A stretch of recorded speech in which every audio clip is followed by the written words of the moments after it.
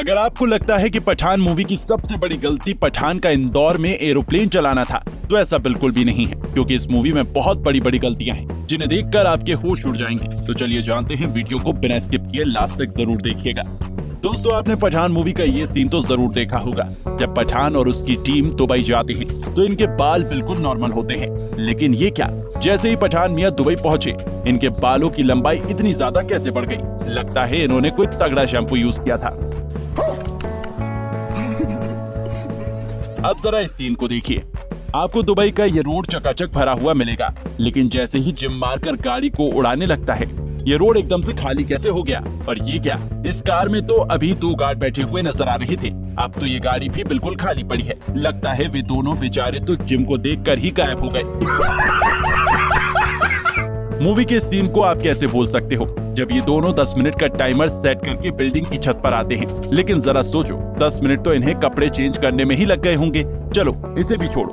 उसके बाद ये दोनों बैलून उड़ाकर उसके हुक अपने पीछे लगा लेते हैं और एक प्लेन इन्हें लेकर उड़ जाता है। लेकिन जरा देखिए तो, ये इतना बड़ा रिस्क पैराशूट के बिना ही ले रहे हैं। अब आप ही बताइए, इन्होंने जो कमर पर बैग लटका रखा है, इतने छोटे से बैग में तो पैराशूट होने से रहा। और फिर जब दुबई का ये प्लेन खराब हो जाता है, तब पठान अपने पायलट से कहता है, लिसन टू मी। लेकिन ये तो देखो, ना तो पठान मियां के कान में एयरबड्स लगे हुए हैं और ना ही कोई दूसरी हियरिंग टेक्नोलॉजी। तो फिर ये अपनी बात पायलट को कैसे कह रहे हैं? और पायलट ने इनकी बातों को समझ कैसे लिया? ये तो हवा में तीर मारने जैसा काम हो गया। मुझे तो समझ नहीं आ रहा है। अगर आपको समझ आ रहा है तो कमेंट करके जरूर बताइएगा। पठान की बातों को मानकर उनका पायलट प्लेन के फ्यूल वाले बटन को नीचे करता है और वहीं अचानक से इनकी रस्सी का हुक खुल जाता है, जबकि ये तो इन्होंने खुद ही बांधा था।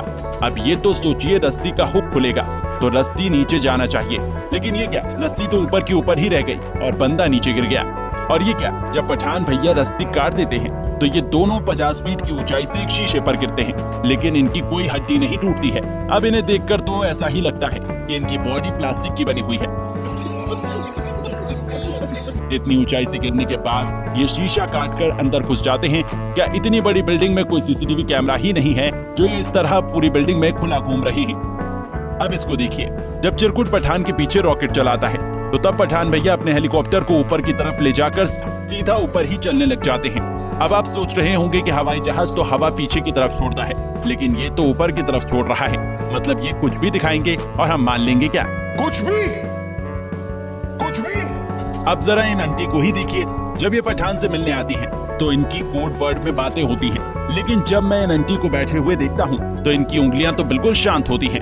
ये तो ऐसा कुछ कर ही नहीं रही हैं। और जब ये जाने के लिए खड़ी होती हैं, तो बात करके निकल जाती हैं, तब भी उंगलियों का कोई मूवमेंट नहीं करती। और बाद में मूवी में दिखाते हैं कि इन दोनों में कुछ इस तरह की कन्वर्सेशन हुई है।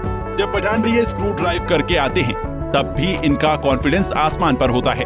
ये तो बिल्कुल क्रिश 3 में दिखाए गए हमारे ऋतिक रोशन वाली एक्टिंग कर रहे हैं। बिना पैराशूट के ही आसमानों में उड़े फिरते हैं और शीशे तोड़कर अंदर घुस जाते हैं। मतलब इन बातों के पीछे कोई भी लॉजिक नहीं है, जैसा मूवी में दिखाया जा रहा है।